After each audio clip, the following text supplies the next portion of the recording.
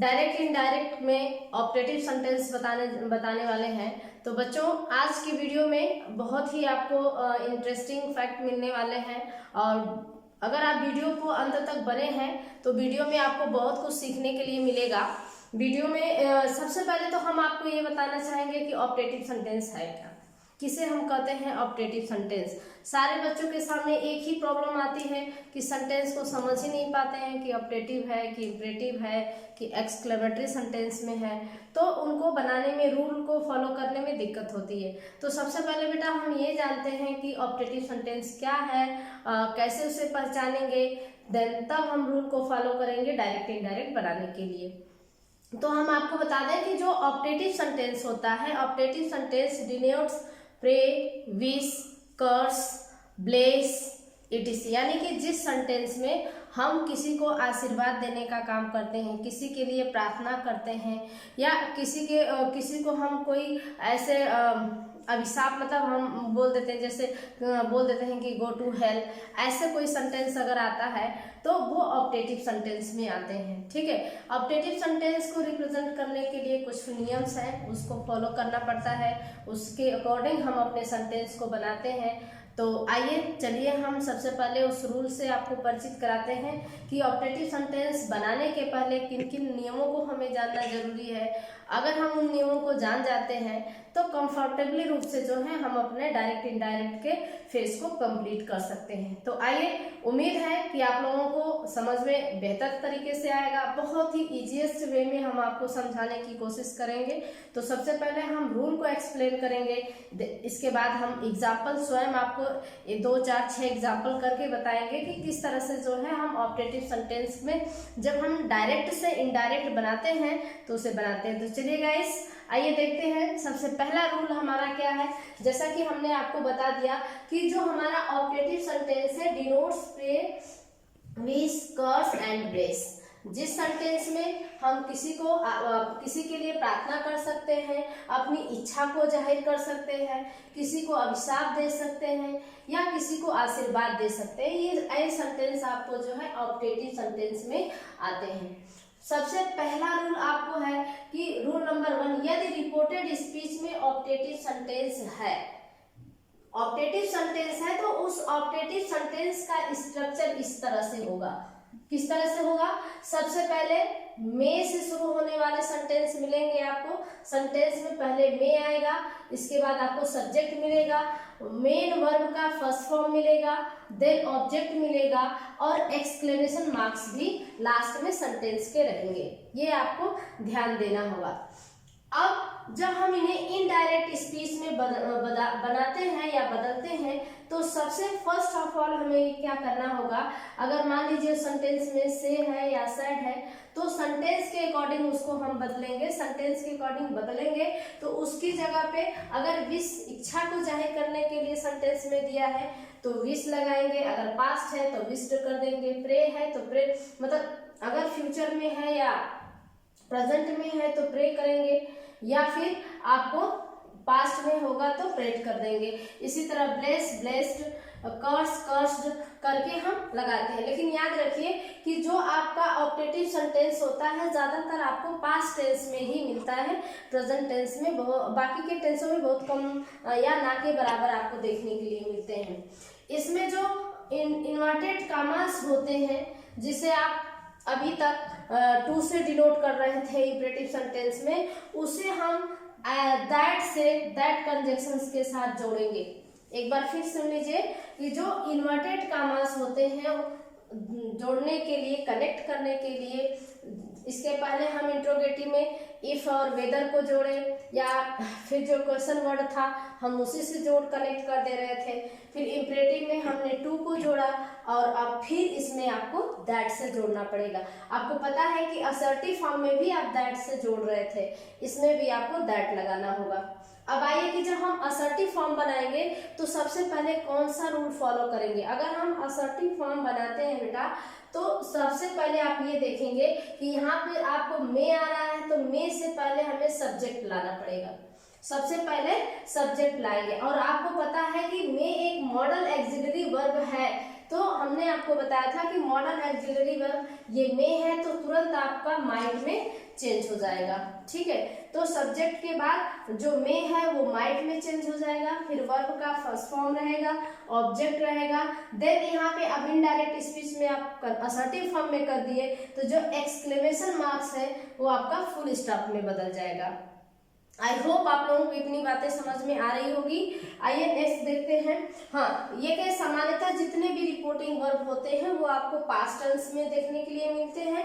Indirect speech बनाते समय might का यूज होता है, मे की जगह पे माइट हो जाता है। बाकी इसके बाद जो आपके जो जनरल रूल है, जो वो नियम है, सामान्य नियम है, वो तो आपको फॉलो करना ही है, उसे बनाना ही है। तो आइए अब ये नियम अगर आपको समझ में आ गए हैं तो फिर हम आपको एग्जाम्पल समझाते हैं, कुछ 2-4 एग्जाम्पल्स इसमें समझाते हैं कि किस तरह से हम उसे चेंज करते हैं। चलिए देखिए, चलिए बच्चों आइए एग्जाम्पल हम लिए हैं, एग्जाम्पल आपको समझाने की कोशिश करते हैं।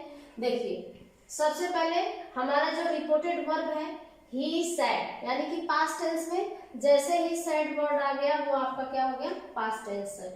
अब जो रिपोर्टेड स्पीच है वो क्या है, मे गॉड ब्लेस यू।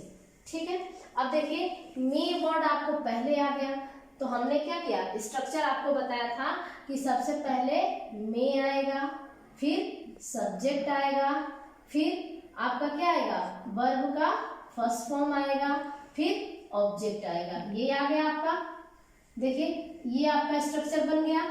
और अब हम बनाएंगे इसको, जब हम चेंज करेंगे तो कौन सा स्ट्रक्चर बनेगा, यहाँ पे देखिए सबसे पहले सब्जेक्ट आ रहा है, सब्जेक्ट के बाद माइट आ गया जीएसटी, इसके बाद वर्ब का फर्स्ट फॉर्म आ गया, देन ऑब्जेक्ट आ गया। ओके, ये आपको ये फॉर्मूला आपको मतलब ध्यान में रखना होगा। आइए देखिए इसको बता देते हैं, एक बार एक्सप्लेन कर देते हैं फिर से।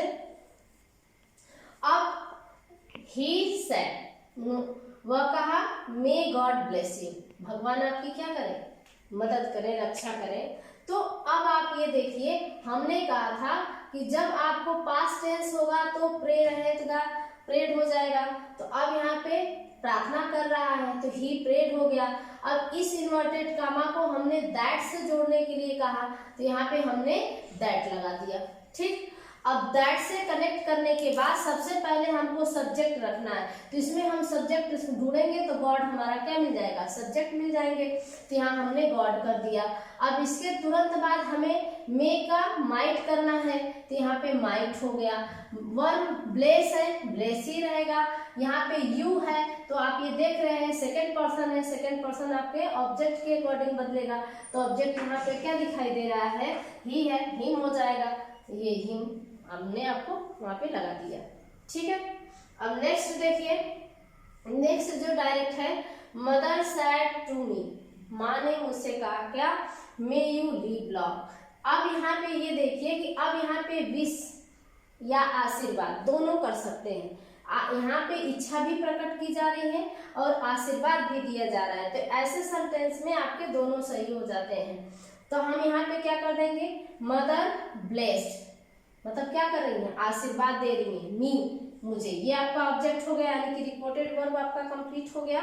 अब इन्वर्टेड कामा को फिर हम क्या करेंगे, दैट से कनेक्ट कर दिए तो ये दैट हो गया। अब ये देखिए ये आपका सेकेंड पर्सन है, ये आपका कौन सा है, सेकेंड पर्सन है। तो सेकेंड पर्सन को हमने बताया था ऑब्जेक्ट के अकॉर्डिंग बदलने के लिए। तो जब सेकेंड पर्सन को ऑब्जेक्ट के अकॉर्डिंग बदलेंगे तो ये मी है तो आई में बदल जाएगा। बस समझ में, जब ये आई में बदल गया फिर में आपका माइट हो गया, लिव लॉन्ग आपका एज सेम लिव लॉन्ग हो गया। और जो आपका एक्सक्लेमेटरी मार्क्स है वो फुल स्टॉप में बदल गया। देखिए कितने आसानी से आपका जो है ऑब्जेक्टिव सेंटेंस चेंज हो जा रहा है। नेक्स्ट एग्जांपल देखिए, एक कर्स का देख लीजिए, दे सैड टू हिम, वे उनसे कहे क्या, यू मे यू डाई।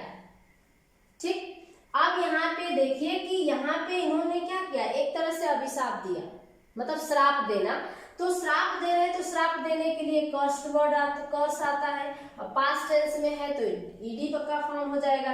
तो दे कर्स्ड, और यहाँ हिम है, हिम ऑब्जेक्ट में लगा देंगे। दैट से इसको जो है इन्वर्टेड कामा को दैट से कनेक्ट कर देंगे।